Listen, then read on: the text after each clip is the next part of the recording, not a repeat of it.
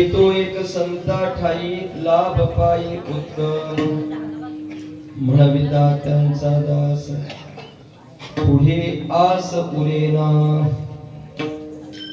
Base थोडं कमी केलं चालेल, फक्त आवाज वाढवा. छान.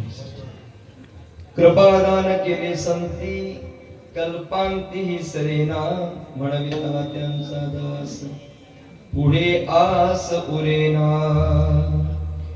तुका म्हणे संत सेवा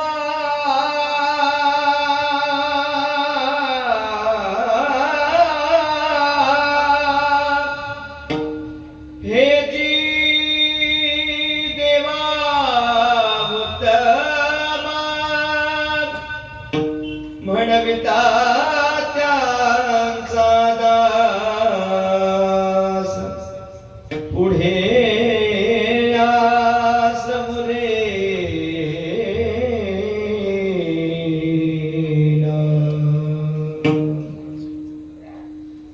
समचरण सरोजं सांद्रनिरागुदां जगननिहितपानि मण्डनं मण्डना. तरुण तुलसीमाला कंदरं कंजनेत्रं सदय धवलहासं विठ्ठलं चिन्तयामि. पाण्डुरङ्गाकरो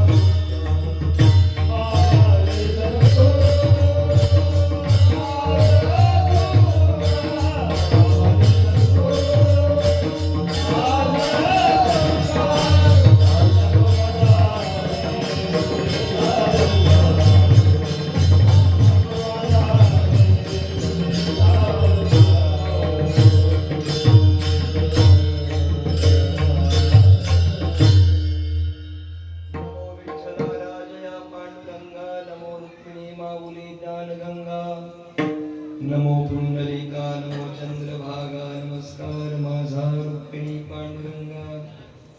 ओम नमो ज्ञानेश्वरा करुणाकरा दयाळा तुमचा अनुग्रह लाधनो पावन धारो चराचरे. नमो सद्गुरु तुकया ज्ञानदीपा नमो सद्गुरु सच्चिदानंद रूपा. नमो सद्गुरु भक्त कल्याण मूर्ती. नमो सद्गुरु सेवेलागी सेवक झालो तुमच्या लागलो निज चरणा. अहो स्वामी तुकया ठेवा यावरी न करावा अमेरू आता अभिनव विलासिनी जे चातुर्यार्थ कला कामिनी ते शारदा विश्वमोहिनी नमिनी मिया जयांचे केलिया स्मरण होय सकळ विद्यांचे अधिकरण ते जीवनदू श्री चरण श्री गुरूंचे ते नमस्कारो नियाता मस्तक हे पायावरी या वारकरी संतांच्या हे तो एक संता ठाई लाभ पाई उत्तम म्हणविता त्यांचा दास पुढे आस पुढे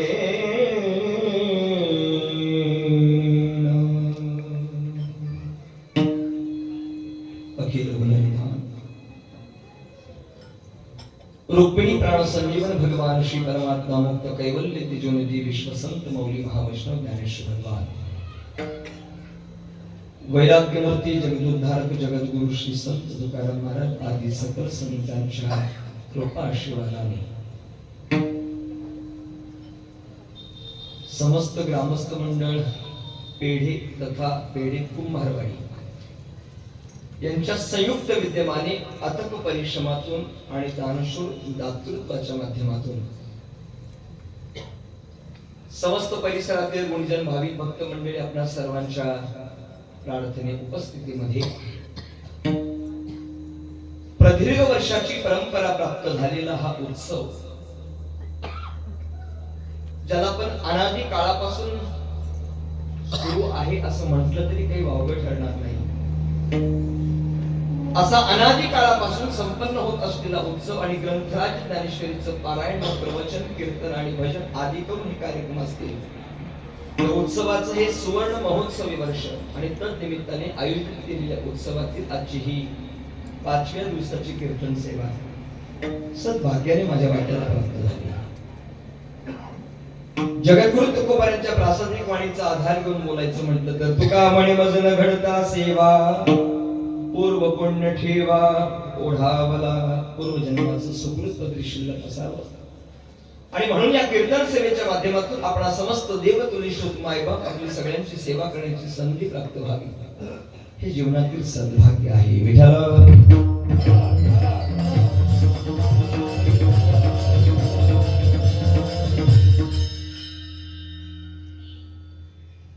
आपल्या ग्रंथराज ज्ञानेश्वरी पारायण उत्सवाचं हे 50वे वर्ष आहे ज्याला आपण सुवर्ण महोत्सवी वर्ष म्हणतो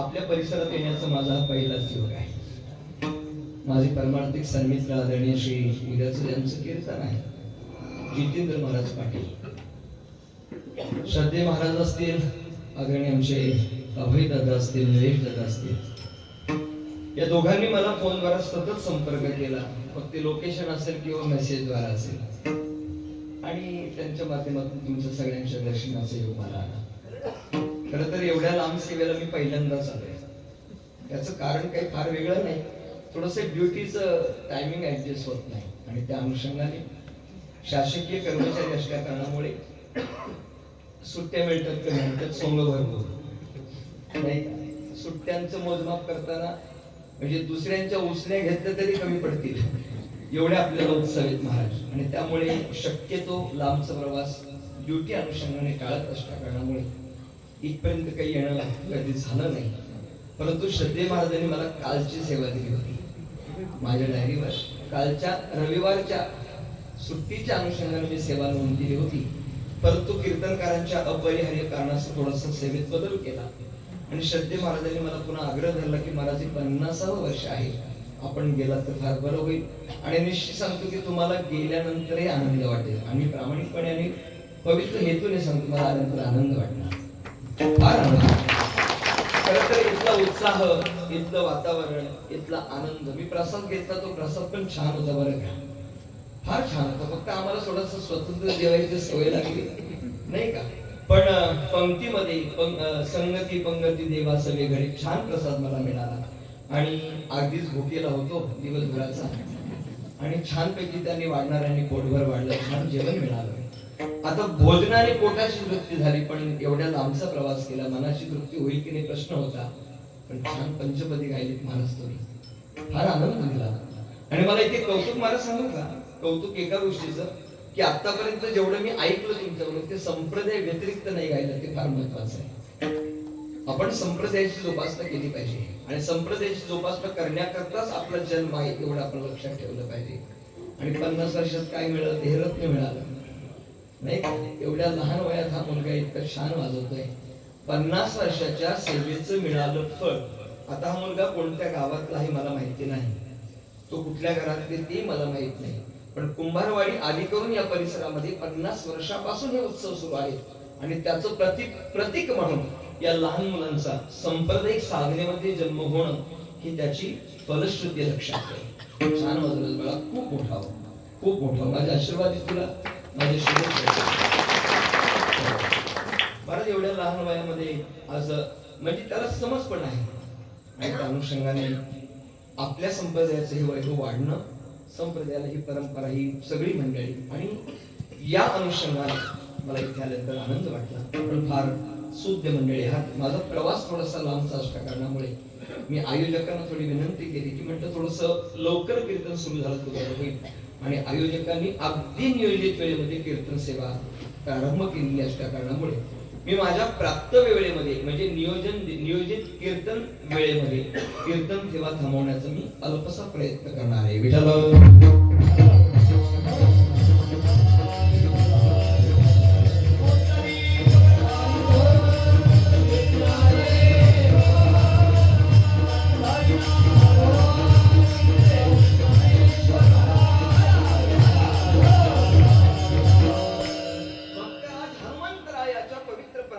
संपन्न होत असलेला गेली 49 वर्षाचा हा ज्ञानेश्वरी ग्रंथ, ज्ञानेश्वरीचं पारायण सोहळा उत्सव आणि 50व्या वर्षामध्ये पदार्पण तद्निमित्ताने आयोजित केलेली कीर्तन सेवा आणि 5व्या दिवसाच्या या कीर्तन सेवेकरता गायलेला अभंग जगद्गुरु जगद्वंदनीय देवमान्य देऊगाव निवासी जगद्गुरु श्री तुकोबराया वैराग्याचे मूर्तिमंत अवतार, ज्यांचा गाथा शास्त्रानं संप्रदायानं पंचमवेद मांडला, त्या पंचमवेद असलेल्या गाथ्यातील 4 चरणांचा संत संगतीचा फल सांगणारा, संत संगतीची फलश्रुती प्रतिपादित करणारा अभंग सेवेकरता गायला.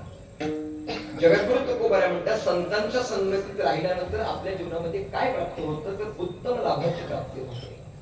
आता उत्तम लाभ प्राप्त करण्याकरता साधकाने काय केलं पाहिजे? महाराज म्हणतात काही करू नका, त्यांचं दास्यत्व स्वीकार. दास्यत्व कठीण आहे. नवविध भक्तीचा विचार केला तर दास्य भक्ती ही कठीण आहे, पण कठीण असलेली दास्य भक्ती थोडं कमी. दास्य भक्ती कठीण आहे, पण महाराज म्हणतात तुम्हाला कठीण असलेली दास्य भक्ती नाही स्वीकारता आली तरी चालेल, पण तुम्ही कमीत कमी त्यांचं दास म्हणून घ्या. तुम्ही त्यांचं दास जरी म्हणून घेतलं तरी तुमच्या जीवनामधील आसक्ती, इच्छा ही संपून जाईल. महाराज कशाने संपून जाईल? अरे त्या संतांना शरण गेल्यानंतर त्यांचं दास्यत्व स्वीकारल्यानंतर ते कृपेचं दान करतात. कृपा आणि दान हे 2 शब्द आहेत. आता कृपा कशाला म्हणतात आणि दान कशाला म्हणतात त्याचा विस्तृत विचार आपण पुढे चिंतनात पाहणार आहोत. पण त्या संतांनी केलेल्या कृपादानाचा परिणाम असा आहे की त्यांनी केलेलं कृपेचं दान कधीच सरत नाही, कधीच संपत नाही. आणि अजून शेवटचं चिंतन सांगितलं, अशा संतांची सेवा केली की ती देवाला आवडते. आणि उलट परशी विचार, संतांची सेवा करणं हेच देवाला आवडतं. तुका म्हणे संत सेवा हेच देवा उत्तम म्हणविता त्यांचा दास पुढे आस पुढे. थोडासा पाडवेत असा असू शकेल, म्हणविता त्यांचा दास किंवा म्हणविता त्यांचे दास, याच्यापेक्षा काही फार बदल नाही पाहायला मिळणार. जगद्गुरु तुकोबराया प्रस्तुत अभंगाद्वारा संत संगतीच्या माध्यमातून प्राप्त होणाऱ्या फलाची फलश्रुती आपल्या समोर ठेवतात. पहिला मुद्दा असा आहे, संतांच्याच प्रमाणाचा विचार केला तर शास्त्रकारांनी आम्हाला असं सांगितलं की जीवनामध्ये आनंदी राहायचं असेल, समाधानी राहायचं असेल तर 2 सूत्र माणसाने पाळावीत असं शास्त्र म्हणतं. पहिलं शास्त्र सांगितलं, मानवी जीवनामध्ये सुख प्राप्त करायचं असेल तर पहिल्यांदा गप्प बसायला शिकलं पाहिजे असं शास्त्र सांगतं बरं का. मौनम सर्वार्थ साधनम, मौन सगळ्यात महत्वाचं आहे, पण मौन धरणं सोपं आहे का? सांगा ना, सोपं आहे का? आणि सोपत नाही ना. मौन धरणं सगळ्यात कठीण आहे. मौन कोण धरतं? जे अल्पज्ञानी आहे, ज्याच्याकडे ज्ञानच नाही, ते मौन धरतं. अजून बोलू का? जे परिपूर्ण ज्ञानी आहे तेही मौन धरतं. म्हणजे मधल्या टप्प्यात आहे ना, अरे अरे अरे ते गप्पच बसत नाही मला, ते गप्पच बसत नाही. हा, ज्याच्याकडे काहीच नाही ना, ते बोलतच नाही, आपल्याला काही कळतच नाही तर बोलेल कुठला. आणि ज्याच्याकडे परिपूर्ण ज्ञान आहे ना, तेही बोलत नाही महाराज, ते बोलत नाही, ते शांत राहत. हा, पण ज्याच्याकडे आपण आहे ते बोलण्याशिवाय राहत नाही. थोडस व्यवहाराचं उदाहरण सांगतो, लगेच कळेल. माता भगिनी, डोक्यावर ज्यावेळी तुम्ही 3 हंड्याची दूध घेता, 3 हंडे एकावर एक घेता, रिकामे असले तर घेणं सोपं आहे की नाही? रिकामे असले तर, आणि भरलेले असले तर, पूर्ण भरलेले असले तर, आणि अर्धा असेल तर, काय गंमत आहे ना. रिकाम्या हंड्याची 3 एकावर एक जरी तिने थर लावला, 3 काय 4 घेतले ना, तरी ती सहजरित्या हात मोकळे सोडून जाऊ शकते. परतीच्या प्रवासाला 4ही हंडे डोक्यावरचे पूर्ण भरलेले असतील तरी ती हात मोकळे सोडून आपल्या सखीशी, आपल्या मैत्रिणीशी घरच्या गप्पा मारू शकते. पण जर यदा कदाचित तिच्या डोक्यावर एकच हंडा आणि तोही अर्धा रिकामा असेल तर महाराज म्हणतात ते फारच कठीण. ते तिला पण भिजवतं आणि तिच्या सहवासी तिला पण भिजवतं महाराज. हो, हे काय? हे अर्धवट ज्ञान आहे. महाराज असं म्हणतात, जीवनामध्ये सुख प्राप्त करायचं असेल तर एक मौन धारण करा, आणि सुख प्राप्त करायचं असेल तर संगम त्यक्त्वा सुखी भवेत. संघाचा त्याग करा, संघाचा त्याग करा. आता शास्त्र सांगतं संघाचा त्याग करा, पण तो शक्य आहे का? शक्य मौली माझून तुमचं इथेपर्यंत काहीच परिचय नाही.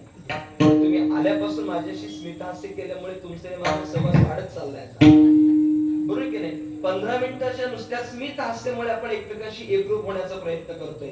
संघाशिवाय राहू शकत नाही ना आपण. आपलं काय सांगतं दादा, ज्या भगवान परमात्म्याचे आपण अंश आहोत ना, तो एकटा राहिला नाही. एकलेनी न कंठेची म्हणवोनी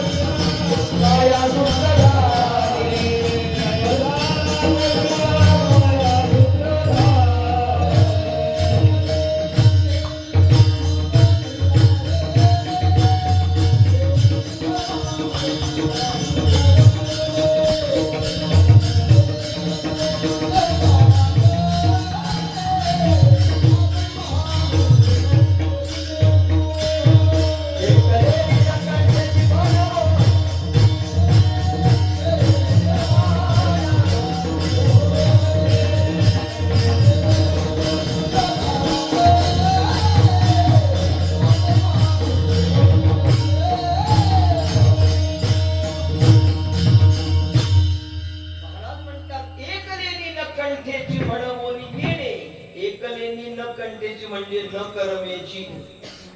त्या विश्वाच्या मालकाला एकट्याला करमत नव्हतं म्हणून त्यांनी या सृष्टीची निर्मिती केली. आता प्रश्न असा निर्माण होतो, विश्वाचा मालक एकटा राहू शकत नाही तर त्याचा अंश एकटा कसा राहील? ममैवांशो जीवलोके जीवभूत सनातन मनःष्ठानि इंद्रियाणि प्रकृती स्थानी. आपण त्याचे अंश आहोत. आणि एक लक्षात ठेवा, अंश असेल त्याच्यामध्ये अंशीचा एक अंश आलेलाच असतो. माझे बाबा असं म्हणायचे गुरुवारी, गाणाऱ्याचा मुलगा रडला तरी स्वरातच रडतो, असं ते म्हणायचे. का? अरे रडलंच पाहिजे ना. गाणाऱ्याचा मुलगा जर स्वरात नाही रडला तर त्याचं गाणं कसं म्हणायचं? नाही का? गाणाऱ्याचा मुलगा जर स्वरात रडत असेल तर विश्वाचा मालक त्याचा आपण अंश आवेश कला पूर्ण आणि पूर्णतम या 6 प्रमुख अवतारापैकी अंश अवतार आपण आहोत. त्या अंश असलेल्या अवतारामध्ये भगवान परमात्मा जो अंश आहे त्याचा एक अंश आल्याशिवाय राहत नाही. साधा नियम सांगतो, अगदी साधा नियम. आपण पंढरपूरच्या वारीला निघालेलो आहोत. आता वारीला जाता जाता प्रखर उष्णतेवरून डोक्यावर रस्ता पण तापलेला आहे आणि मग बाजूने सगळे ऊसाचे मळे आहेत, नाही का? सगळीकडे मळे असतात. एक त्यातलाच वारकरी होता, त्याने दिंडी प्रमुखाची परवानगी घेतली. जाऊ का, मी ऊस आणू का आपल्याला खायला? म्हणजे जाशील पण शेतकरी आहे का बघ, नाही तर विनाकारण ऊस खायचं सोडशील आणि ऊसाचं दांडूकच मार खाशील. जरा विचार नको. म्हणजे आपण वारकरी, आपल्याला कोण विचारणार? काही काळजी करायचं का? मी जातो म्हणाला. गेला तो भक्ता इष्टानं जे देही, उदास नाही ऊसात गेला महाराज तो. आणि गेले त्यांनी ऊसाचं दांडू तोडून आणलं. शेतकरी नव्हता, आणलं तोडून. आता वारकरी असणार नाही, एकमेका देवमुखी त्यांनी छोटे छोटे तुकडे केले, प्रत्येकाला खाऊ दिले. आता खाल्ल्यानंतर प्रत्येकाला जो आनंद मिळाला पाहिजे होता, ऊस तसा खाल्ला, इतका गोड लागला महाराज. अशा प्रमाणाच्या चाली सुटल्या, अशा प्रमाणाच्या चाली आल्या आणि छान गाऊ लागले सगळे. दिंडी चालकाने विचार केला, नुसता ऊस खाल्ला तर एवढे गोड गातात, याला पुढे गेल्यानंतर ऊसाचा रसच पाचतो. पुढे रसवंतीगृह होतं. परसवंतीगृह पाहिलं. दिंडी चालकाने सांगितलं, चला आपण सगळ्यात रस देऊ, मी देतो माझ्याकडून तुम्हाला. मग सगळ्यांना ऊसाचा रस दिला. आता ऐकताय तुम्ही, ऊस खाल्ला, गोड लागला. ऊसाचा रस प्यायल्यानंतर गोडच लागला. कुणीही विचार केला नाही मला शुगर किती आहे, माझी शुगर किती वाढेल. वारीत वाढतच नाही, वारीत शुगरचा विचारच नाही महाराज. कारण नाम गोड मुखातच आहे ना. ते कशाला शुगरचा विचारेल महाराज मनामध्ये? सगळ्यांनी एक एक कप नाही, 2-2 रस प्यायले महाराज, 2-2 ग्लास प्यायले. आणि मग पुढे गेल्यानंतर साखर कारखाना होता. त्या कारखान्याचा जो मालक होता, तो मालक तर तिथे नव्हता, पण मॅनेजर पुढे आला आणि त्या मालकाने त्याला सूचना केल्या होत्या की आपल्याला वारीला जाणं तर शक्य नाही. मग एक काम करायची, शेवटचं प्रमाणे ना, तुका म्हणे संत सेवा, आपण त्यांची सेवा करू. मग काय सेवा करायची? आपल्याला जाणं शक्य नाही, पण आपण यांचं तोंड गोड करून पाठवू. म्हणून त्यांनी साखरेच्या गोणी समोर ठेवले. जो येईल त्याला चमचा साखर मोठा अशा हातावर देत होता. दिंडी चालकाने सांगितलं, महाराज साहेब तुम्ही साखरच देणार असाल, तुमच्याकडे देण्यासाठी भरपूर असेल तर साखर देण्यापेक्षा गुळ द्या ना. ते म्हणजे का? गुळ द्या, कारण गुळ हा आयुर्वेद शास्त्रानं स्वीकारलाय. गुळ आणि हळद या 2 पदार्थांचं एकत्र मिश्रण करून चाटण केलं तर कफाचा नाश होतो महाराज. त्याने तो गुळ द्या. ते म्हणजे गुळ कशाला? गुळाचे ढेपेच घेऊन जा म्हणे. आता बघा, ऊस तसा खाल्ला, गोड लागला. रस प्यायलो, गोड लागला. साखर, गुळ, ओके नाही का? अरे ऊसाचा स्वभावच गोड आहे. ऊसाचा मूळ स्वभाव गोड असल्या कारणामुळे त्याचा अंश प्रत्येक पदार्थामध्ये, तो किती पुढे गेला तरी त्या प्रत्येक पदार्थामध्ये त्याचा गुण तो सहजरित्या गेल्या कारणामुळे हा जसा व्यावहारिक नियम आहे, तसं महाराज म्हणतात, विश्वाचा मालक भगवान श्री परमात्मा आहे. तो जर एकटा राहू शकत नाही तर त्याचा जीव हा संगतीशिवाय कधीच राहू शकत नाही. आता ऐका पुढे, संत महात्मे सांगतात, संगतीशिवाय न जीव राहू शकतो, संगतीशिवाय न महात्मा राहू शकतो, संगतीशिवाय न परमात्मा राहू शकतो. फक्त अडचण एकच आहे, संगत कोणाची करावी हा जर विचार जीवासमोर आला तर त्याचं कल्याण झाल्याशिवाय राहणार.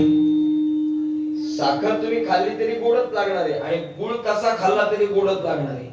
आयुर्वेद शास्त्राने गुळ स्वीकारला. आता इकडे काय माहिती नाही, पण आमच्याकडे मवाची बनते. पूर्वी बनायची, आता बंद झाले ते सगळे. तुमच्यापर्यंत माझे शब्द कळाला असेल मला माहिती नाही. मौ नावाचे एक झाड आहे, त्याची फुलं ती काढायची आणि त्याच्यापासून बनवायची काय जे बनवायचं जी पाहिल्यानंतर तो देहावर राहत नाही ती त्याच्यात का गुळ टाकला तर ती त्याला अजून मादक ठरायची. गुळ आयुर्वेद शास्त्राने स्वीकारला पण तो जर मो नावाच्या झाडाच्या फुलाच्या संगतीत गेला तर त्याचं रूपांतर विषात परावर्तित होतं केवळ आणि केवळ संगतीचा परिणाम. मग मानवी जीवनामध्ये संगतीशिवाय जर तो जीव राहू शकत नाही तर प्रश्न एवढाच निर्माण आहे की संग त्यांनी जरूर करावा पण तो कोणाचा करावा याचा विचार करावा. संत महात्म्यांनी किती गोड उदाहरण दिलंय. पतन उद्धार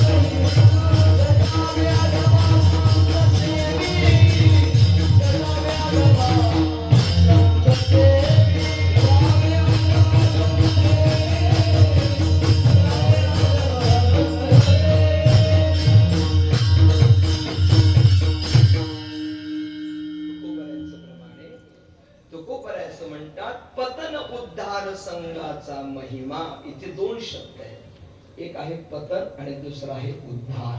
आणि पुढे दोन शब्द आहेत, त्याजावे आणि सेवावे.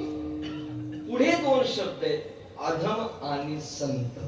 आता या तिघांच्या एकत्रित जोड्या लावायच्या असतील तर पतन व्हावं असं वाटत असेल तर अधम संगत सेव्य करा, आणि उद्धार व्हावा असं वाटत असेल तर संत संग सेव्य करा.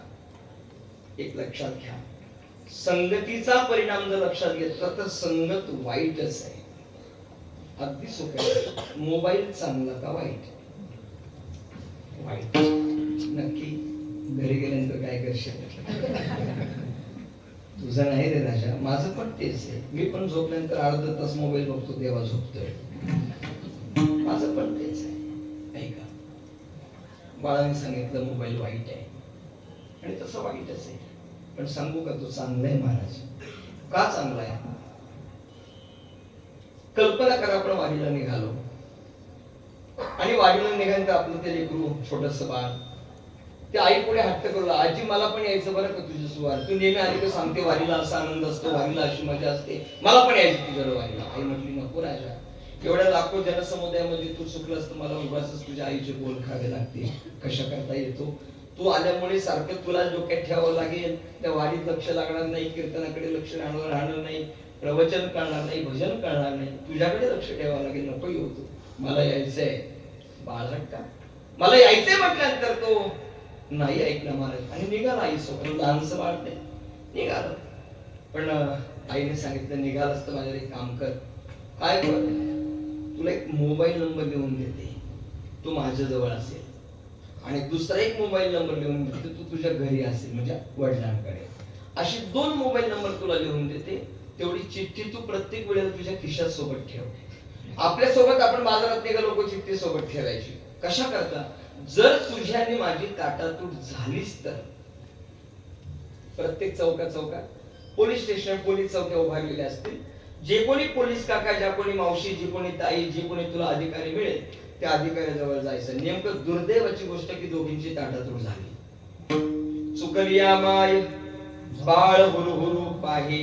आजी तर नाहीशी झाली, आजी दिसे नशी झाली. आता कोणच दिसे ना, रडायला लागलं बाळ. बाळ रडतंय, त्याला पाहिल्याबरोबर एक पोलीस अधिकारी तिथे आला आणि त्याने विचारलं, काय झालं बाळा? काही नाही, माझी आजी माझ्या सोबत होती, पण या गर्दीमध्ये आजीने माझी ताटातूट झाली, माझी आजी हरवली इथे. असं चिंता करू नको. काय तुझ्या आजीचं नाव आहे सांग बरं.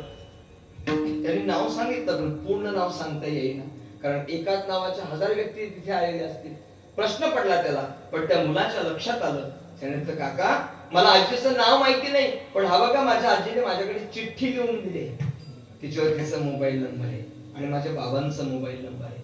त्या अधिकाऱ्याने बाळाला जवळ घेतलं, त्याचं सांत्वन करण्याकरता त्याला काहीतरी खाऊ दिलं, एखादं खेळणं दिलं, आणि जो पहिला मोबाईल नंबर होता तो डायल केला. तो लागला तो थेट त्याच्या आजीला सांगितलं, अमुक ठिकाणी तुम्ही या, तुमचा नातू माझ्यासोबत आहे, त्याला तुम्ही घेऊन जा. मोबाईल चांगला का वाईट? तुम्ही लगेच बदलले बदलले. चला तुम्ही म्हणता मोबाईल चांगला. आपलं ग्रामीण भाग मी थोडं शहरातलं सांगतो, मुंबईच्या जवळ आहे म्हणून. आता मोबाईल चांगला असं तुम्ही म्हणाल, रात्री 2-2 वाजेपर्यंत मोबाईल जागा राहतो. काय करतो ते विचारू नका. हा, जर मोबाईल रात्री 2-2 वाजेपर्यंत जागा राहत असेल तर मोबाईल चांगला का वाईट? तुमचं काहीतरी एक निश्चित करा तोपर्यंत. तुम्ही आता वाईट पण म्हणालात, आता चांगलंही म्हणताय. मोबाईल चांगला का वाईट हा फार मोठा प्रश्न तुमच्या पुढे पडेल, पण मी एका वाक्यात उत्तर देतो, मोबाईल चांगलाच आहे, चांगलाच आहे. पण आपण जो त्याचा वापर करतोय, आपण त्याला ज्या पद्धतीने हाताळतोय, ती हाताळण्याची पद्धत चुकीची आहे. आज तुम्ही एखादा अभंग, माझंही प्रमाण नाही आठवलं, तुम्हालाही प्रमाण नाही आठवलं, करा बरं मोबाईलवर सर्च, लगेच सापडेल का नाही? मला भगवान परशुरामाचं दर्शन घ्यायचं, एवढ्याला मी याची गरज काय होती? मी घरूनच मोबाईलवर डायल केलं असतं, भगवान परशुरामाचं दर्शन मला तिथेच झालं असतं की नाही? मोबाईल वाईट कसं म्हणताय? परंतु आपण त्या मोबाईलवर सर्च या ऑप्शनला काय टाईप करतो, यावरून आपण कोणत्या टाईपचे आहोत हे कळतं. चालीवरून ओळखायचा कोणत्या चालीच आहे, लगेच लक्ष देतात. त्यातलाच फक्त फरक इतका गतीकडून ट्रान्सफर इकडे झालंय. कीर्तनकार सुद्धा युट्यूब बघून ऐकू नका, हात जोडतो नाही महाराज. फार पुढे चाललो आपण, पुढे चाललो. संप्रदाय शेवटच्या श्वासापर्यंत संपणार नाही, कोणाला संपवता येणार नाही. वारकरी संप्रदाय, अरे ज्याचा कापडी भगवान शंकर आहे, संप्रदायाला संपवतो कोण? संप्रदाय संपणार नाही, पण संप्रदायाला कुठेतरी कलंकित करण्याचा प्रयत्न केला जातोय, लक्षात ठेवा. हे फार महत्वाचं आपण लक्षात घेतलं पाहिजे. ज्या संप्रदायाच्या अनुषंगाने विचारांची पेरणी होणार आहे, ज्या संप्रदायाच्या अनुषंगाने विचार, positive thinking is a most important in our life. आपल्या जीवनातला सगळ्यात महत्वाचा घटक आहे सकारात्मक विचारधारा. आणि सकारात्मक विचारधारा देण्याचं काम जर कोण करत असेल तर तो केवळ हा विचारपीठ या ठिकाणी देत असतो. आणि आपण त्यावर कुठल्याही प्रकारच्या कशाही, किती सात्विकता पाहिजे महाराज त्याच्यामध्ये. माझ्या चिंतनाचा मुद्दा नीट आहे का? एखादी माहिती सर्च केल्यानंतर तो तुम्हाला सांगतो ओपन लिंक आणि क्लोज लिंक. तुम्ही ठरवायचं की ही लिंक ओपन करायची किंवा न करायची. चांगली असेल तर करावी आणि वाईट असेल तर तिथंच एक्झिट व्हावं, हे आपल्या हातात आहे. पण आपण जर का ते बघत बसलो तर तासाचे 1.5 तास ना 1.5 तासाचा दिवस कधी होईल कळणार नाही. मोबाईल वाईटच आहे महाराज. पण आपण त्याचा विचार करत असताना तुम्ही त्याला कोणत्या पद्धतीने हाताळताय याच्यावर जसं अवलंबून आहे तसं संगत चांगली आणि वाईट याचा विचार केला. संगत चांगलीच आहे पण तुम्ही कोणाच्या संगतीत जाताय हाही मुद्दा महत्वाचा आहे ना. आता तुम्ही धरली मंथरेची संगत, त्याला राम काय करेल?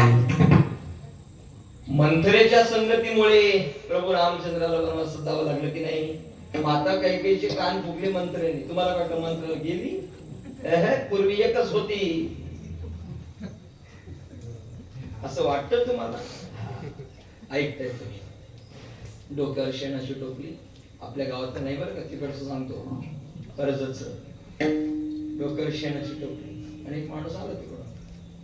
म्हणे काय तू पोरी कुठं चालली तू? म्हणे काय नाही बाबा, शेण घेऊन चालली, शेणी थापायला. कोणाशी का तू? मी याच गावात नाही. अगं कोणाशी पण तू? मी पाटलाची सू. मग थोरली का धाकली? ती म्हणाली धाकली. धाकली होय तरीच. काय म्हणतो? धाकली तरीच. अरे तरीच ते वाटोळ झालं ना, घरी आली निघून. कारण तरी शब्दाचा अर्थ असा होतो धाकली म्हणून शेणाची टोपली घेऊन चालली. मोठी असती तर अजून काय बघताय माझ्याकडे? अरे एका तरी शब्दाने ती घरी सांगते तुम्हा वेगळी निघा. एका मिनिटात वेगळा काढला तिला. तुम्हाला वाटतं संपले का नाराज? संपले समजू नका महाराज, आहेत. चिंतनाचा मुद्दा काय? आपल्या संगतीमध्ये आपण ज्याच्या संगतीमध्ये जातो ती संगत आपल्या जीवनाचं कल्याण करते का अधःपतन करते हे आपल्याला ओळखता यावं. मंथरेच्या संगतीमध्ये कैकेयीच्या विचारधारेत परिवर्तन झालं आणि प्रभू रामचंद्राला 14 वर्ष वनवास भोगावा लागला. महाराज म्हणतात मंथरेचं बिघडलं काय? साधू पण बिघडतो. साधू पण बिघडतो. कुसंगे नाडीला साधू दैसा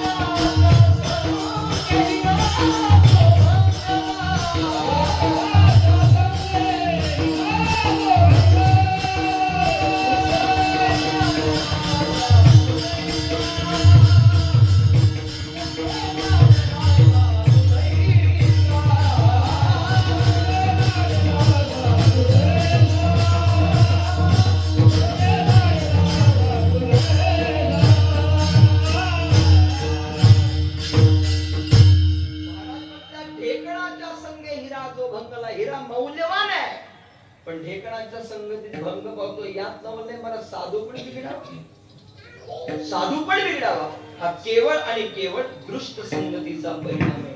संत महात्मे सांगतात दृष्टाची संगत केल्यानंतर अधःपतन झाल्याशिवाय राहत नाही आणि संतांचा संग लाभल्यानंतर अधःपतनाकडे चालू असलेली वाटचाल संत संगतीकडे झाल्याशिवाय राहत नाही. आपल्या दृष्टांत ज्ञात आहे, मी त्याचा विस्तार करणार नाही.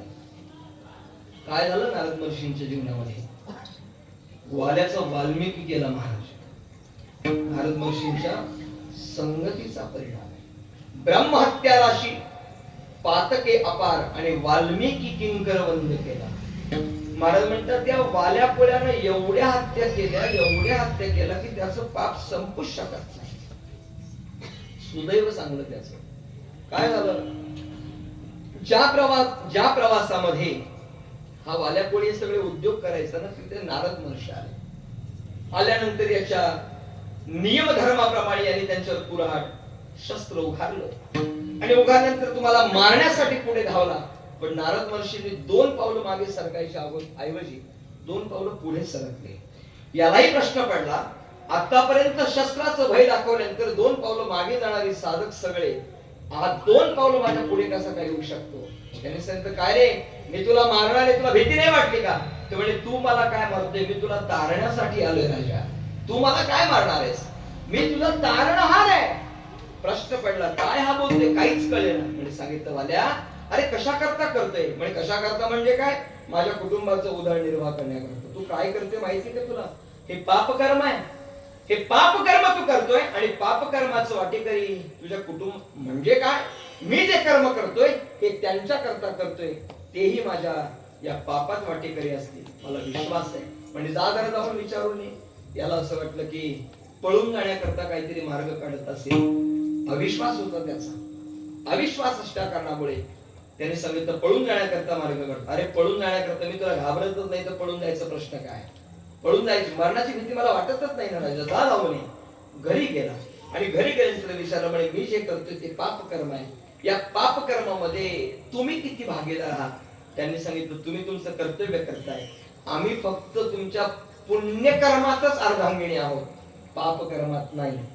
पुण्यकर्मात आम्ही तुमची अर्धांगिणी आहोत, पापकर्मात नाही. एवढं ऐकल्याबरोबर शॉक लागावा, करंट बसावा आणि भानावर यावं. तसं वाल्याकोळी भानावर आला आणि नारद महर्षींच्या जवळ येऊन नतमस्तक झाला. श्री संतांची माथा चरणावरी साष्टांग हे करी दंडवत प्रणिपात केला आणि मार्ग विचारला. आतापर्यंत तर पापकर्म झालं, पण याच्यातून पुण्य प्रायश्चित्त कर्म काय? या कर्माकरता प्रायश्चित्त कर्म सांगा. त्याने सांगितलं काहीच करू नको, फक्त राम म्हण. फक्त राम म्हण. राम म्हणण्याकरता सांगितलं, पण त्याने आयुष्यभर मारा कर्म केलं, मारण्याचंच काम केलं. त्याला राम कसं म्हणता येईल? सहज प्रश्न आहे बघा. राम आणि मरा किंवा मारा शब्दामध्ये अक्षरांचा भेद नाही, अक्षर 30 आहेत. त्याला मारा म्हणता येत होतं, पण राम म्हणू शकत नव्हता. मला वाटते अक्षर बदलले असते तर प्रश्न निर्माण झाला असता, पण अक्षर सारखी असताना त्याला राम का म्हणता येत नव्हतं? त्याचं एकमेव कारण असं आहे, मारा म्हणण्याकरता पुण्य लागत नाही, परंतु राम म्हणण्याकरता पुण्य असावं लागतं, जे त्याच्याकडे नव्हतं. बहुत जन्माचे सुकृते पदरी आणि तरीच जीवाग्री नाम येईल श्रीरामाचे. अरे पुण्य असेल तर राम येईल ना, अन्यथा येणारच नाही. परंतु नारद महर्षींनी सांगितलं हरकत नाही, घाबरू नकोस, चिंता करायचं काही कारण नाही. राम म्हणता येत नाही ना, उलट म्हण बरं, मरा म्हण नाही तर मारा म्हण, तुला जे म्हणता येईल ते म्हण. परिणाम काय झाला? उपराठ्या नामासाठी वाल्मिकी धरला उठा उठी, ग्रंथ बदला शतकोटी चरित्र श्रीरामरायाचे. सरळ नाही म्हणाला महाराज, उलट म्हणाला, पण त्याचा परिणाम केवळ आणि केवळ आपल्या जीवनामध्ये त्याच्या बदल असा झाला. काय बदल झाला महाराज? कोळ्याची कीर्ती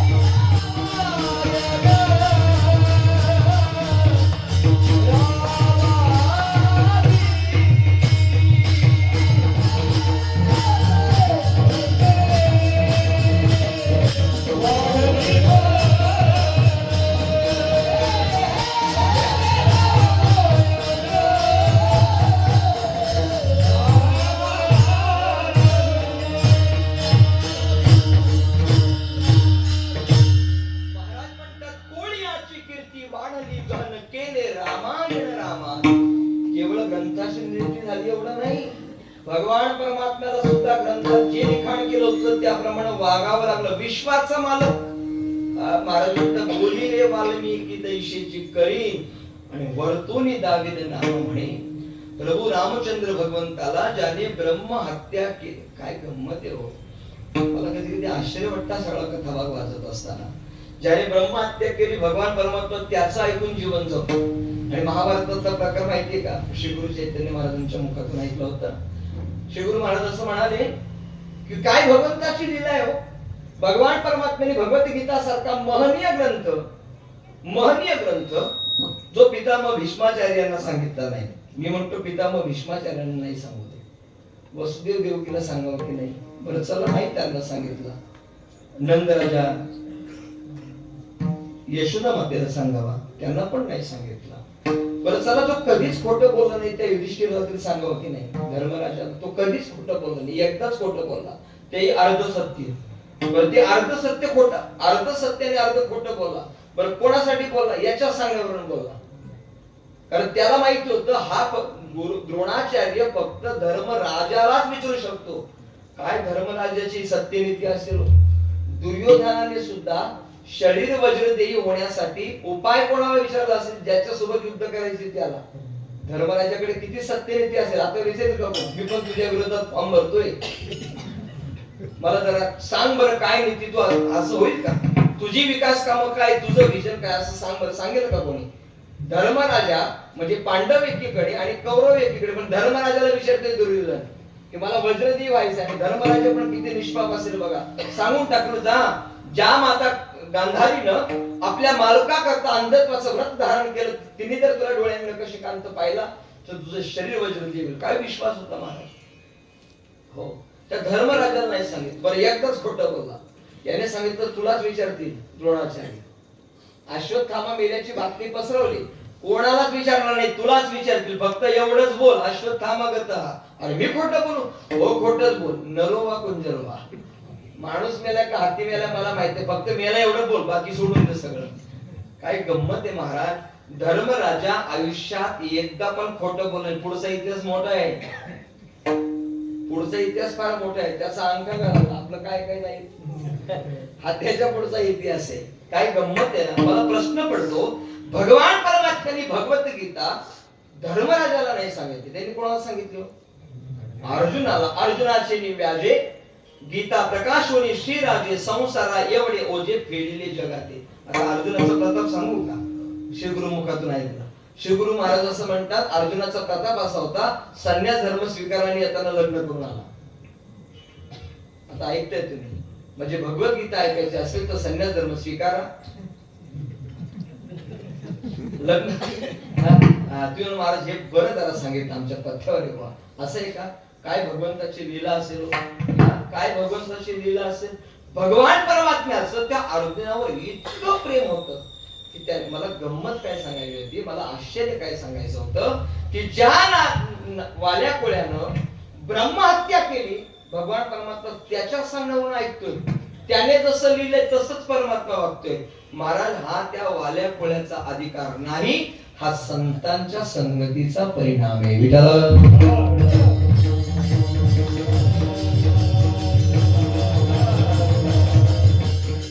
मानवी जीवनामध्ये संगत फार महत्वाची आहे. एकतर नियम असा आहे, न करी रे संग राही रे निश्चळ आणि लागो निधी मळ ममतेचा. एकतर संग करू नको, कोणाचा संग करायचा नाही. आणि जर करायचा झाला संग तर संतन की करावे. महाराज म्हणतात संग करायचा झाला तर तो संतांचा करावा. कशा करता? महाराजांची एक हरिपाठातली 2 परस्पर विरोधी प्रमाण सांगतो. अभंगात प्रवेश. महाराज असं म्हणतात की मनाच्या मार्गाने गेला तो तेथेच मुकला. मनोमार्गे गेला तो तेथेच मुकला. आणि तेच त्याला सांगतात संतांची संगती. काय गंमत आहे बघा. एकच प्रमाण, एकच हरिपाठातलं प्रमाण आणि परस्पर विरोधी प्रमाण. महाराज असं म्हणतात केवळ मनाच्या मार्गाने परमार्थ केला तर कदाचित अधोगती प्राप्त होईल, परंतु मनाच्याच मार्गाने परंतु संतांच्या संगतीत केला तर आकळावा श्रीपती येणे. पण काय संघाचा प्रताप असेल महाराज. आकळावा हा संत महात्मे आपल्याला त्याचं आकलन करून देतात. आहे ना हृदयामध्ये. तैसा हृदयामध्ये मी रामू असता सर्व सुखाचा आरामू किम भ्रांताशी कामो विषयावरी. हरिपाठातलं प्रमाण एक आहे आत्मा जीव शिव समवाया तू दुर्गम मन घाली. पण भागवतामध्ये एकोहम सर्वभूतेषु गूढः, सर्वव्यापी सर्वभूतांतरात्मा किंवा सर्वांतर्देशी मी अमुका आहे ऐशी, जी बुद्धीस पुरे अहर्निशी ती वस्तू गावी सगळ्यांमध्येच आहे. पण त्याचं आकलन होण्याकरता फक्त आणि फक्त संत संगतच कामी असल्या कारणामुळे जगद्गुरु तुकोबारा सांगतात सर्वोत्तम लाभाची प्राप्ती तो भगवान परमात्मा आहे. परमात्मा हे सर्वोत्तम लाभ आहे आणि तो त्या परमात्म्याची जी प्राप्ती झालेली आहे त्याचं यथार्थ आकलन व्हावं असं वाटत असेल तर ते संतांशिवाय दुसरं कुठे नाही. अभंगाचं पहिलं शरण हे तो एक संता ठाई, हे तो एक संता ठाई,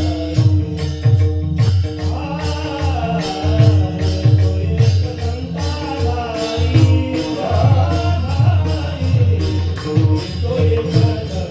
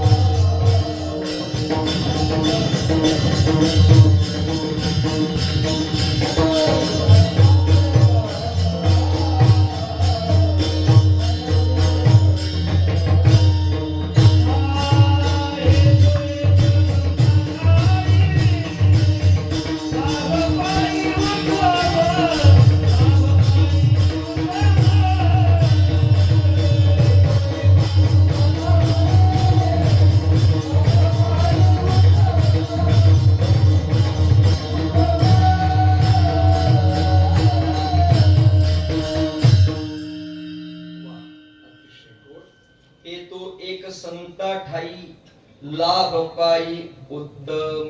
महाराज म्हणतात संत संगत करावी. काय प्राप्त होईल? त्या संतांच्या संगतीमध्ये उत्तम लाभाची प्राप्ती होईल. आता लाभाचा विचार केला तर लाभाचा विचार स्वतंत्र पद्धतीने असा करूया. महाराज लाभ 3 प्रकारचा आहे. कनिष्ठ आहे, मध्यम आहे आणि उत्तम आहे. प्रपंचामध्ये जो प्राप्त होतो तो कनिष्ठ दर्जाचा आहे. महाराज त्याचा नाश ठरलेला आहे. प्रपंचामध्ये होतो ना 10-12 वर्षांनी संत जीव प्राप्त व्हावा, 15 वर्ष लग्नाला झाली आणि नंतर संत जीव प्राप्त झाला. झाल्यानंतर बातमी छापली, जाहिरात दिली, कार्यक्रम ठेवला, गावभर पेढे वाटले. आपणास कळविण्यास अत्यंत आनंद होत आहे की आम्हाला पुत्ररत्नाचा लाभ झाला आणि तद निमित्ताने कार्यक्रमाचं आयोजन केलेलं आहे. आपण सकुटुंब सहपरिवार या. आयर कमी केलं तरी चालेल पण 2 टाइमचं एकदाच खाऊन जा. आयर नाही केलं तरी चालेल. आनंदच एवढा झाला. मला 15 ते 20 वर्षांनी संतती झाली. तर आदित्य महाराज परिणाम असा आहे 15 ते 20 वर्षांनी झालेली संतती एवढी लाडात वाढवली, एवढी लाडात वाढवली ती संतती पुढे 20 वर्षाची झाली तर यांना वृद्धाश्रम आणि तो एकटाच घरात. आता मला तुम्ही सांगा ज्याच्याकरता जाहिरात छापली ज्याच्याकरता पेढे वाटले, ज्याच्याकरता गाव जेवण घातलं, ज्याच्याकरता ऑर्केस्ट्रा ठेवला, ज्याच्याकरता लाखो रुपयाची उधळण केली, त्यांनीच वृद्धाश्रम दाखवलं. तो किती दिवस टिकला हो? कनिष्ठ दर्जाचा, केवळ कनिष्ठ. संसारामध्ये प्राप्त होणार, संसारामध्ये तुम्हाला जे जे सुख प्राप्त होतं ते विनाशी आहे, अविनाशी नाही. कोणतेही घ्या महाराज, आलेला पैसा फार काळ टिकेल याची अपेक्षा करू नका. एका पिढीपर्यंत टिकेल, जास्तीत जास्त योग्य पद्धतीने वापरला तर. नाहीतर आमच्याकडे गुंठ्याला पैसे आले महाराज, गुंठ्याला पैसे 10 वर्ष पण नाही टिकले, सगळे 12 वर्षांची झडते. पण त्याला मित्र पण भरपूर ना. शेठ म्हणला का हा पण शेठ कॉलर टाईप, पण त्याला मित्र भरपूर. हो, फार मित्र त्याला. काय गंमत आहे बा. ते पैसे टिकत नाही महाराज, ते धन टिकत नाही, ते सुख टिकत नाही. प्रपंचामध्ये सुखाची प्राप्ती होत नाही असं समजण्याचं कारण नाही, पण प्राप्त होणारं सुख हे विनाशी असल्या कारणामुळे ते फार काळ टिकत नाही. महाराज म्हणतात ते कनिष्ठ दर्जाचं आहे. मग मध्यम लाभ कशाला म्हणतात? आपण आपल्या जीवनामध्ये महाराज असं म्हणतात एखादं पद प्राप्त होणं. आता सर्वसामान्य पंचवार्षिक योजनेचं पद प्राप्त होतं, याला काही फार विचारात घेऊ नका आणि त्याचा विचार मला इथं करणं अभिप्रेत वाटत नाही. मग पद कोणतं प्राप्त होतं? महाराज म्हणतात ही जी पद आहे ती पंचवार्षिक आहेत, 5 वर्षाचा कालखंड संपला की पुन्हा संपवावं लागतं. पण याच्यापेक्षा मोठं पद आहे स्वर्गाधिकारी ब्रह्माधिक. तर महाराज म्हणतात ते पण मध्यमच आहे. का? तेतम भुक्त्वा स्वर्ग लोकम विशालम क्षिणे पुण्यमर्त्य लोकम विशन्ति एवं त्रैधर्म मनुप्रपन्ना गतागतम काम कामा लभन्ति. मग तया पुण्याची पावटी सरी सवे इंद्रपणाची उटी उतरे, मग येऊ लागती माझारी मृत्यू लोका. महाराज म्हणतात मानवी जीवनामध्ये ते जरी 100 यज्ञ यागादी कर्म केलं तर इंद्रपद मिळेल, पण जोपर्यंत पुण्य आहे तोपर्यंत. महाराज किती गोड वर्णन करतात. ब्रह्मादिक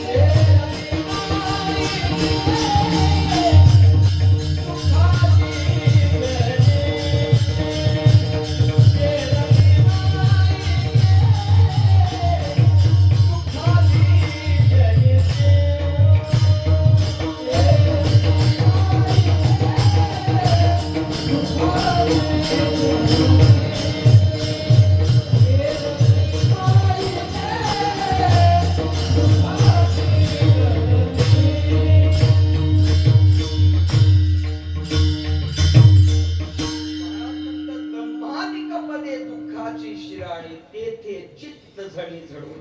ब्रह्मादिक पद प्राप्त होणं पण दुःखच आहे ना. तुका म्हणे जाती पुण्यक्षय अधोगती. पुण्य संपलं की परत पदाचा त्याग आहे. मग प्रपंचात प्राप्त होतो तो कनिष्ठ लाभ आहे. अधिकार संपन्न प्राप्त झाल्यानंतर ब्रह्मादिक पद स्वर्गादिक पद प्राप्त होणं हा मध्यम लाभ आहे. आणि महाराज म्हणतात उत्तम लाभ जर कोणता असेल तर तो परमात्मा आहे. उत्तम लाभ. महाराज म्हणतात त्या लाभाचा विचार जर केला तर ते सर्वोत्तम आहे. भाग्याचे ते भाग्य धन्य ते संसारी साठविती हरी हृदया माझी. भाग्य कशाला म्हणावं आणि भाग्यातम भाग्य कशाला म्हणावं? भाग्य आहे प्रपंचातलं आणि भाग्यातम भाग्य कोणतं असेल तर तो हरी आहे. महाराज म्हणतात तो हरी तो आत्मलाभ कोणाच्या संगतीत प्राप्त होत असेल तर तो संतांच्या संगतीत प्राप्त होतो. उजळले भाग्याता अवघी चिंता वारली संत दर्शनी हा लाभ पद्मनाभ जोडीला. हा लाभ पद्मलाभाची प्राप्ती आपल्या जीवनामध्ये कोणामुळे होत असतील तर ती संत संगतीमध्ये होते. आणि म्हणून त्या संतांची संगत करावी. अडचण एकच आहे, साध्य प्राप्ती करत असताना साधन निर्दोष असावं. पण इथं साधन थोडस सदोष आहे महाराज. तुम्ही म्हणत काय सांगताय, देव प्राप्ती करता साधन संत संगत आहे, फक्त सदोष असं आहे की ती दुर्लभ आहे. संतांची संगत दुर्लभ आहे. बहुनाम जन्मनामंते ज्ञानवान माम प्रपद्यते वासुदेव सर्वमिति स महात्मा सुदुर्लभः. महाराज म्हणतात चंद्रामृत सुखे सेववेल असता जाता रवी धरवेल बाह्य हेरा सागर तरवेल परी त्या साधूची भेट न होईल का. होती दुर्मिळ आहे महाराज. पण सांगू का, दुर्मिळ असणारी भेट जरी असली तरी सुद्धा साधकाला, साधक ज्या वेळेला साध्य प्राप्ती करता साधनेत आरूढ होतो ना, त्यावेळेला त्या संतांच्या जवळ जावं लागत नाही, ते संत आपल्या जवळ येत असतात. असं झालं आहे. पण साधकाने काय करावं, साध्य प्राप्ती करता साधना करावी. तुकोबाऱ्यांचं प्रमाण सांगतो, सापडविले वाटे, हा सापडविले ना का तुकोबाऱ्या गेले, तुकोबाऱ्या मी चाललो होतो पण तेच आले मला शोधत शोध. सापडविले वाटे जाता गंगा स्नानाने मग मस्तकी तो जाणा ठेवला. जुनी कीर्तनकार मंडळी सांगायची, त्यांच्या मुखातून ऐकलं होतं की असं म्हणायचे, झाडावर पोपट, झाडावर पेरू पिकला की पोपटाला आमंत्रण द्यावं लागत नाही. असं जुनी कीर्तनकार मंडळी सांगायचे. फक्त पेरू पिकला पाहिजे, पण पेरू पिकेपर्यंत दम काढीत नाही बघा.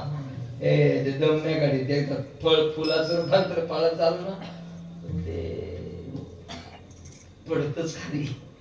हो, आपल्यामुळे का हे सगळं चाललंय ना, माझ्यामुळेच. मलाच कळतं समजायचा पेरू आता पडणार, पेरू पडणारच. हा एक लक्षात ठेवा, भगवान परमात्म्याने ज्याची नेमणूक केलेली आहे ती नेमणूक विचारपूर्वक केलेली. मला ते कोणाला पण देत नाही. आपल्या जीवनामध्ये प्राप्त झालेलं सद्भाग्य कोणामुळे पण भेटत नाही, त्याला भगवंताची कृपा असावी लागते. महाराज असं म्हणतात की त्या झाडावर तो पेरू परिपक्व दशेला प्राप्त झाला की पोपट येतो आणि त्याचा जसा आस्वाद घेतो, तस साधकाची दशा ही साध्य प्राप्तीच्या बाजूने चालत राहिली. मला काहीतरी वाटलं पाहिजे आपल्याला, आपण परमार्थ करतो की कशा करता करतो परमार्थ, कधीतरी आपल्याला वाटलं पाहिजे त्या देवाला भेटता आलं पाहिजे.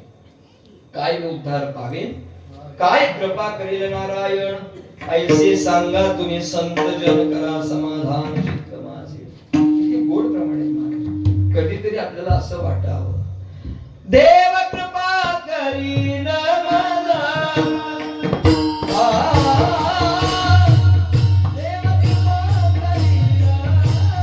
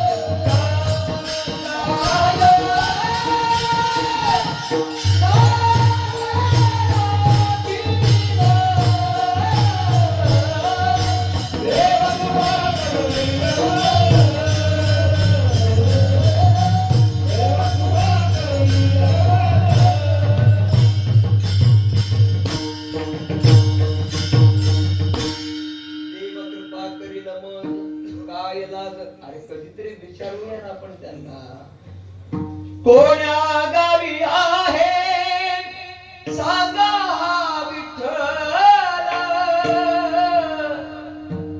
विचारलं बाबा, कधीतरी विचारूया का परमात्म्याची भेट होणार नाही. भेट होईल, पण आपल्या जीवनामध्ये आपण जशी अवस्था प्राप्त करावी, ती अवस्था प्राप्त झाली की संत आपोआप येतील. हो, संत येतील. महाराज म्हणतात ते संत भेटल्यानंतर काही करू नका, त्यांचं दास्यत्व स्वीकारा. एक लक्षात घ्या, नवविध भक्तीचा विचार सांगत असताना नवविध प्रकारची भक्ती सांगितली. श्रवणम कीर्तनम विष्णू स्मरणम पार्थ सेवनम अर्चनम वंदनम दास्यम सख्यम आत्मनिवेदनम. नवविध प्रकारची भक्ती आपण नवरात्रीमध्ये ती अनुभवतो की नाही. आता त्याच्यात वेगवेगळे प्रकार आले, वेगळे मला माहिती नाही काय प्रकार आहेत, पण वास्तविक पाहता नवविध प्रकारची भक्ती 9 दिवस केली पाहिजे. आता उपासाचे प्रकार पण बदलले महाराज. पायात चप्पल न घालणे, दिवसभर काहीच न खाणे आणि पहिल्या दिवशी जी भाजी खाऊ तीच 9 दिवस खाणे, हे सगळे प्रकार सुरू झाले. 9 दिवसाला 9 रंगाच्या साड्या परिधान करणे हे काय शास्त्रात नाही बरं का.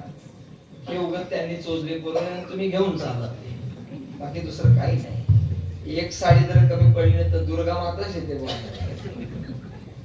एक साडी घेता आली नाही तुम्हाला, काय करायचं तुमच्या सोबत संसार. अगं बाई, त्या साडीला काहीच किंमत नाही. हो, तुझ्या जीवनामध्ये 9 दिवसांचा उपवास कशा करता करते तू? ज्ञानपुत्राचा जन्म व्हावा याच्यासाठी. ते बाजूला राहिले 9 रंगाच्या साड्या नेसून चालली कुठं? सरळ सरळ उल्लेख आहे त्याचा. नवविध भक्तीच्या नवरात्र. महाराज म्हणतात नवविध भक्तीच्या नवरात्रा करोनी पोटी मागे न ज्ञानपुत्रा धरीन सद्भाव अंतरीच्या मित्रा जंब सासऱ्या सांडेल कुपात्रा. त्या सासऱ्याला बाहेर काढायला सांगितलं. आता घरी गेले काढा. महाराजांनी सांगितलं चला इथून बाहेर पडा. आता त्या घरच्या सासऱ्याला नका काढू, जो घेऊन आलात ना सोबत त्याला बाहेर काढायचं. दंभ सासरा तो अंतरंगात वास करते, तो बाधक मला परमार्थ करता. काम क्रोध लोभ मोह मत्सर दांभिकता अवगुण आहे, अहंकार अवगुण आहे. त्या अवगुणाला इथूनच बाहेर काढायचं आहे. महाराज म्हणतात ती भक्ती करा. या सगळ्या भक्तीचा विचार करत असताना दास्य भक्ती सगळ्यात कठीण आहे, सगळ्यात कठीण आहे. महाराज नाथबाबांनी भागवतामध्ये असं वर्णन केलंय. नाथबाबा म्हणतात दास्य भक्ती किती कठीण आहे. ज्याचे जिणे पराधीन तो जीता असता सदा दीन, पराधीना समाधान हे जाण कल्पांती. महाराज म्हणतात पराधीन जीवन जगणं म्हणजे दुसऱ्याच्या अधीन राहून जीवन जगणं. दास्य भक्तीमध्ये दुसऱ्याच्या अधीन राहून जगावं लागतं. ते मरणप्राय अवस्थेमध्ये केली जाते. मग महाराज एवढी जर दास्य भक्ती कठीण असेल तर आम्हाला ते काही शक्य नाही. तुकोबाई म्हणते हरकत नाही, तुम्हाला त्यांचं दास होता नाही आलं तरी चालेल, पण कमीत कमी तुम्ही त्यांचे दास आहात एवढं म्हणून घ्या. तरी सुद्धा त्याचं फळ आहे अभंगाचं दुसरं चरण.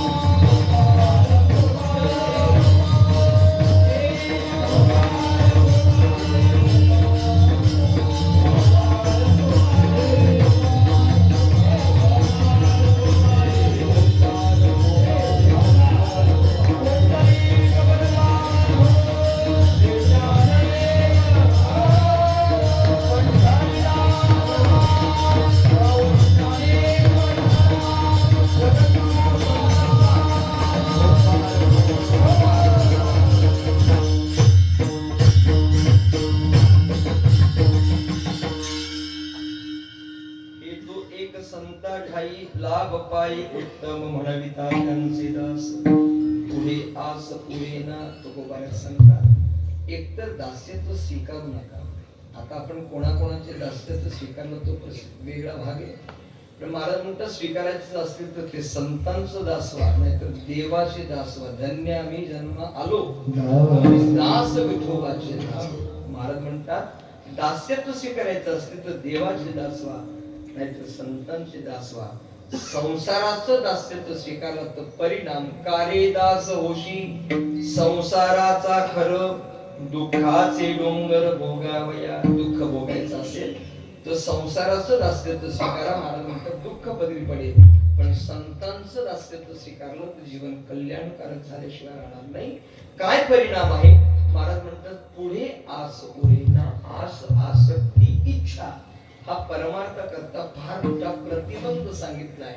संतांचं दास्यत्व स्वीकारल्यानंतर तोच लोक पावतो ही त्याची फलश्रुती. कशावरून महाराज म्हणतात त्या संतांनी प्राप्तव्य केलेलं दान कृपादान केले संती कल्पांती ही सरेना. महाराज म्हणतात ते संत महात्मे त्या साधकावर कृपेचं दान करतात. ऐकताय आपण कृपा वेगळी आणि दान वेगळं. कृपा न मागता केली जाते तिला कृपा म्हणतात आणि मागून घेतलं जातं त्याला दान म्हणतात. हो त्याला कृपा म्हणतात. न मागता केली जाते ती कृपा आहे. पैठण क्षेत्रामध्ये ब्राह्मण सभा भरली आणि त्या ब्राह्मण सभेने सांगितलं आत्म्याचा संवाद सांगितला. सर्व खलविदं ब्रह्म तो परमात्मा वेगळा. सगळे तो खलिवाद चालू होता. ज्ञानोपराय तेरा सोपान काका मुक्ताई त्या ठिकाणी उपस्थित होत्या आणि मग त्या बीज लोकांनी त्या ब्राह्मणांनी ज्ञानदादाकडे बघितलं. काय रे ज्ञाना आत्म्याच्या गोष्टी सांगतोस.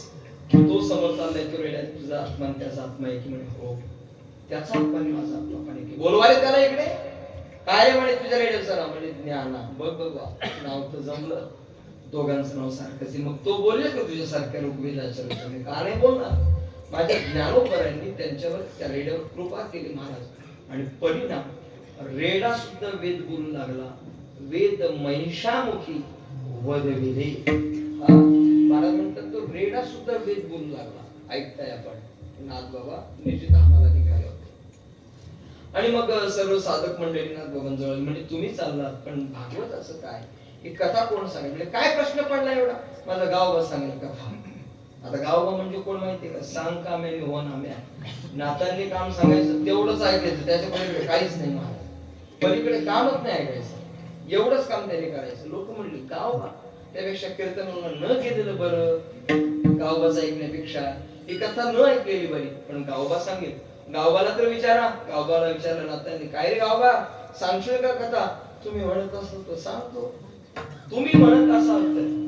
आणि मग गावबा बसला महाराज व्यासपीठावर. आता नाथ बाबा समोर बसले. कृपा कटाक्षाने आली ते आपुले पदी बैसविले बाप रखमा देवी वरून विठ्ठले भक्ता दिधले वरदान कृपेशी दृष्टी केली आणि गावबाला सांगितलं बोल गावबा कथा सांगायला सुरुवात केली. महाराज गावबाने कथा सांगायला सुरुवात केली.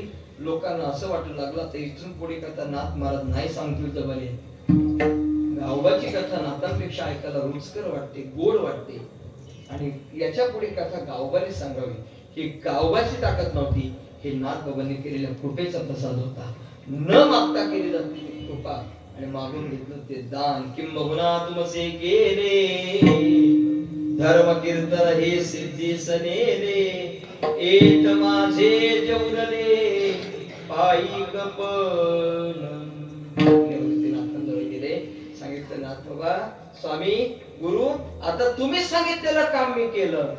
आता त्याला काय हवंय तुला. म्हणजे काही नाही. आता विश्वात्मकी देवी येणे वाग्यज्ञे तोषावे. या वाग्यज्ञावर आपण संतुष्ट व्हावं आणि तोषोनी मत द्यावे. बसाय दान हे जे मागून घेतलं जातं ते दान आणि न मागता मिळते ती कृपा. पण संत महात्मे आपल्यावर न मागता ती कृपा आणि त्या कृपेचं दान आपल्या पदरी घालतात आणि त्यांनी केलेलं दान कल्पांती सरेना. आपण दिलेलं कदाचित सरेल महाराज सरेल आणि सरतच महिन्याचा पगार महिनाभर पुरत नाही. महिन्याचं किराणा घरात महिन्याभर पुरत नाही. आपण घरात जे काय आणतो ते पुरतच नाही महाराज. पण संतांनी दिलं कधीच सरत नाही. कृपादान केले संती कल्पांतीही सरेना.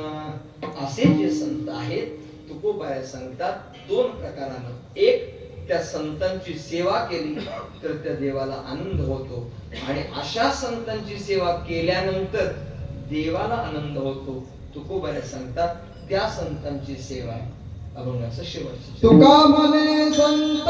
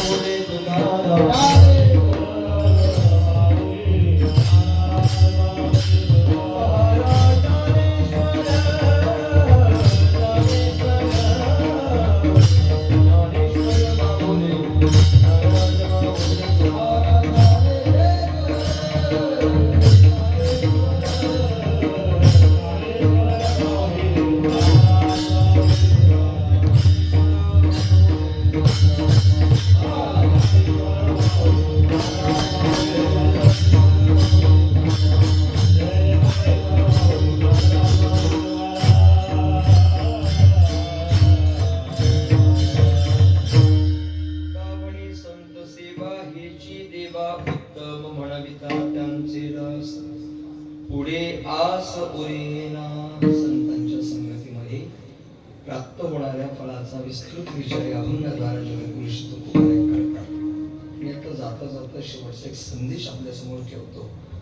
संतांची संगत प्राप्त होईल की नाही माहिती नाही, प्राप्त झालेल्या संगतीत लाभ होईल की नाही तेही माहित नाही, त्यांनी प्राप्त करून दिलेला लाभ टिकेल की नाही तेही माहित नाही. फक्त एकच शेवटचं चरण लक्षात ठेवा. तुका म्हणे संत सेवा करता आली तर संतांची सेवा करा, आणि नाही करता आलं तर गप्प बसा.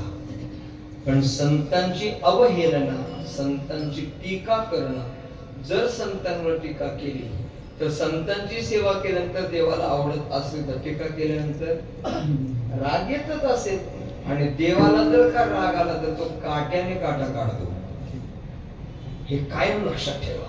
आम्हाला कुठली एकादशी न बिकादशी, एकादशी म्हणाला गप्प बसा. आम्हाला कुठला सोमवार न बिमवार, सोमवार म्हणाला गप्प बसा. पण एवढं अवहेलनास्पद बोलला तर त्याचा परिणाम सांगतो.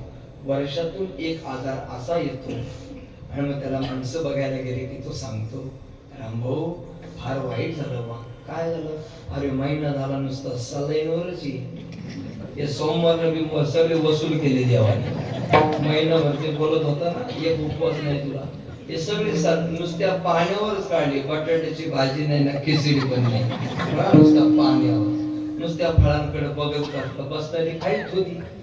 तू खातो चव नाही, चव राहीलच कशी, चव देवानेच घालून. त्यामुळे करायला ते संपले नाही. संतांची स्तुती करू नका, नका करू. संत त्याला संतांशी तू नाही सन्मानाची चाल, संतांना त्याची गरज नाही मला, पण नाही करता येते करू नका, पण कमीत कमी संतांचं अवलंबन होईल, संतांचं विडंबन होईल, संतांना वाईट बोललं जाईल असं करू नका. मग काय करा, संतांची सेवा करा. काय करा, काही नका करू, फक्त जप करा, त्यांच्या नामाचा उच्चार करा. तेवढं जरी केलं तरी महाराज म्हणतात, तुका म्हणे संत सेवा हेच देवा उत्तम म्हणविता, त्यांचे दास पुढे आस उरेना यथामती अवकाश. या अभंगाचं चिंतन करण्याचा प्रयत्न केला. प्रतिवर्षाने संपन्न होणारा हा उत्सव ग्रंथराज ज्ञानेश्वरीचं पारायण आणि आदी करून भजन कीर्तन प्रवचनादी कीर्तनादी कार्यक्रम याला हे सुवर्ण महोत्सवी वर्ष प्राप्त झालं. तसा आपला हा उत्सव अनादी काळापासून चालू आहे याची मला जाणीव आहे. परंतु ज्ञानेश्वरीचं पारायण आणि ग्रंथराज ज्ञानेश्वरीच्या पारायणानंतर प्रवचन कीर्तनादी भजनादी कार्यक्रम अशा अनेक कार्यक्रमांनी युक्त असलेला हा उत्सव आज 50 वर्ष पूर्ण होत आहे. मी सर्वप्रथम सर्व ग्रामस्थांच्या चरणी विनम्र भाविक प्रणिपात करतो, कारण हा उत्सव 50 वर्ष आपण अभ्यासपणे केला आणि केला तर केला. पेढे या गावातून असणाऱ्या आपल्या ज्या काही 11 वाड्या आणि त्याच्या अनुषंगाने असणारी आपली ही कुंभारवाडी, प्रत्येकाच्या सहकार्यातून हा उत्सव सुरू झाला असता. परंतु आपण सर्व ग्रामस्थांनी जी काही 100-150 घरांची वस्ती आहे त्यातील प्रत्येक कुटुंबियांनी प्रत्येक सदस्यांनी याला योगदान खर्ची घातलं आणि या योगदानातून अगदी परिसरातील ज्या दातृत्व संपन्न दात्यांना दान करायचं आहे त्यांनी भगवंताच्या पुढे दानपेटीत दान करावं. पण उत्सव मात्र ग्रामस्थांच्या संयोजनातूनच संकल्पित व्हावा अशी धारणा आपण ठेवली आणि 50 वर्षा उपक्रम सुरू ठेवला.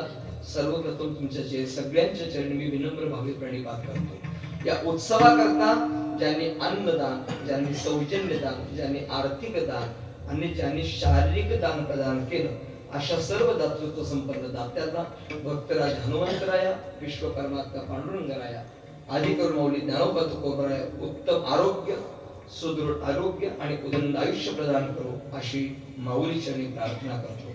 आजची कीर्तन सेवा अतिशय उत्साहपूर्ण वातावरणामध्ये संपन्न होण्याकरता अत्यंत अंतःकरणापासून ज्यांनी उदार अंतःकरणाने साथ केली असे माझे सर्व गुणीजन टाळकरी गायक मंडळी, आपण सगळ्यांनी उदार अंतःकरणाने साथ केली त्याबद्दल आपल्या सगळ्यांच्या चरणी विनम्र भावे प्रणिपात करतो. अतिशय गुणवान असे टाळकरी, मला तर असं वाटलं फळावर कीर्तन चालू आहे की काय. तुम्ही माझा आनंद वाढवत होता. इतकं छान टाळाचा नाद, गुळा वाजती टाळ. नाहीतर कधी कधी टाळ वाजते का बैलाच्या गळ्यात ती घंटा वाजते तीच कळत नाही, पण तुम्ही टाळ वाजवत होता आणि तो टाळ इतका प्रतिसाद मला देत होता की मला चालीचं स्फुरण होत होतं आणि त्याला आपल्या सगळ्यांचं सहकार्य प्राप्त झालं. सर्व गुणीजन टाळकरी बंधुराज आपल्या सगळ्यांच्या चरणी विनम्र भावे प्रणिपात करतो. मला कुणाचंच नामनिर्देश या ठिकाणी माहिती नाही, पण याच्या पुढे कधी बोलवलं तर तो माहिती होईल, कदाचित याच्यानंतरही माहिती होईल, असे होईल आणि अनावधानाने एखादं नाव राहून पण जाईल. परंतु आपण सगळ्यांनी उदार अंतःकरणाने साथ केली त्याबद्दल आपल्या सगळ्यांचं मनस्वी आभार. आदरणीय दादांनी अतिशय छान पद्धतीने पकावत या ठिकाणी साथ केली आणि या लेकराला सांभाळून घेतला महाराज. सांभाळून घेणारी फार कमी आहेत महाराज. पहिल्या चालीला ह्यांनीच चाल वाजवली असेल पण त्यांनी त्याच्याकडे दिली, तुमच्या लक्षात नसेल आलं अजून.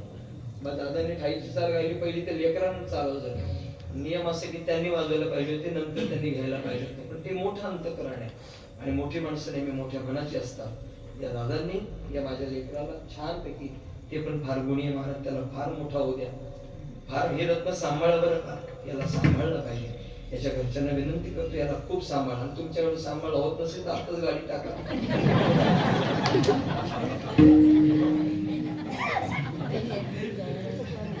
तुम्ही न देणार मला, तुम्ही नाही देऊ शकत, कारण तुमचं पण सोबती आहे ना. दोघं पण चला, गाडीत 2 शीट जागा आहे बा, अतिशय चांगलं गुणी आहे मुलगा. बाबांची होती म्हणून वाजवली काय, फार छान आहे मुलगा, खूप मोठा हो राजा, खूप मोठा हो. आपण बाहेरून आले की खांद्यावर घेऊन नसते पोरांना आस्वाद आला, त्यांना मोठं करा. आणि बघा हीच पुढे संप्रदायाचा वस्ता जोपासल्यात महाराज. अतिशय चांगली मंडळी आहे. तुम्ही दोघांनी छान साथ केली माझ्यासोबत. माझा दीप या ठिकाणी आलाय, मी त्याला दुपारीच फोन केला. आज सोबतच या 2 गाड्या होतात ना. आता मी 4:30-5 ला घरी जाणार. उद्या उठली तर पोरं कामावर जातील, कोणी यायला तयार नाही. बघा माझं सरकारी माझं सारथी नेहमी सोबत असतो. प्रदीप दादा येरमकर बाहेर बसले, म्हटलं दादा आराम करा. ते आपल्या परिसराची माहिती पण आहे त्यांना. म्हटलं दादा तुम्ही आराम करा. त्यांनी सांगितलं बाबा तुम्ही गाडी झोपा, आम्ही बघतो काय असेल ते. आता हे दोन्ही सोबतच तुमची काय चिंता आहे. माझं दिल आणि आदरणीय प्रदीप दादा या ठिकाणी माझ्यासोबत आले, त्याने धन्यवाद. आपण बहुसंख्येने उपस्थित राहिलं आणि अतिशय शांतपणाने कीर्तन ऐकलं. मी तुमचं मनपूर्वक आभारी. देव तुलेश्वर मायबाप आपल्या सगळ्यांच्या पवित्र श्री विनम्र भाविक प्रणिपात. या दोघांनी माझं शूटिंग माझं कीर्तन रेकॉर्ड केलंय, शूट केलं. युट्यूब आहे की मला माहित नाही, पण त्यांनी शूट केलं. उद्या कदाचित ते त्यांच्या जवळ संग्रहित राहील किंवा ते प्रदर्शित करतील. त्या दोघांनी धन्यवाद. 3 मोबाईल आहेत, माणसं 2च आहेत, एक ठेवून कुठेतरी बाजूला लाईव्ह आहे का. अशा तिघांना धन्यवाद. आणि ज्यांनी माझा आवाज अतिशय चांगल्या पद्धतीने तुमच्यापर्यंत पोहोचवला. सुज्ञ ऑपरेटर, अतिशय जाणकार आहेत. बोलताना आवाज कसा असावा आणि गाताना इकोचा रिवर्ब कधी असावा याचं चांगलं ज्ञान त्यांच्याकडे असल्या कारणामुळे त्यांनी फार चांगली साथ केली. तुमचं मनपूर्वक आभार व्यक्त करतो. आणि माझी तरुण मंडळी, तुम्ही छान कीर्तन ऐकलं दादांनो, ऐकलं पाहिजे. कीर्तनासाठी तरुणा भाग्यवंत नटे हरी कीर्तनात. आज काही मंडळी कमी आली असतील, क्रिकेट खेळून दमली असतील, त्यांना उद्या घेऊन या. मॅच पण खेळायची मैदानी खेळ सगळे खेळायचे. चांगल्या बॉडी बनवणं शब्दापैकी चांगल्या बनवणं केलंच पाहिजे. पण ते सगळं करताना 7 दिवस इथं राहायचं, कीर्तन ऐकायची, जेवण वाढायची, साफसफाई करायची, सगळी कामं. क्रिकेट खेळा, कबड्डी खेळा, मैदानी खेळ खेळा, सोडायची नाही. आपली संस्कृती सोडायची नाही महाराज. चांगली बॉडी कमवायची. पण 7 दिवस या धर्म कार्यामध्ये तुम्ही आलं पाहिजे. सतरंज उचलायचे. तुम्हाला नाईट आवाजला नका वाजू, नाही तुम्हाला घातला नका खाऊ. सतरंज उचला. यांना पाणी द्या तरी तुम्हाला पुण्य भेटल. यांची सेवा करा तरी पुण्य भेटल. धर्म कार्यात आपलं जीवन व्यतीत झालं पाहिजे. जास्तीत जास्त तरुण मंडळी या उत्सवाकरता सहकार्य करतील अशी अपेक्षा व्यक्त करतो. आणि वाढलेल्या वेळेबद्दल करा क्षमा. अपराध झालेली सेवा प्रभूचरणी समर्पित. माझी दोन्ही संरक्षक, माझे 2 झालं भजन झालं, हे 2ही चोपदार, त्यांना धन्यवाद. विणीकरी बाबा त्यांना धन्यवाद. झालेली सेवा प्रभूचरणी समर्पित करून वाणीला पुरता पूर्ण विठ्ठल जय.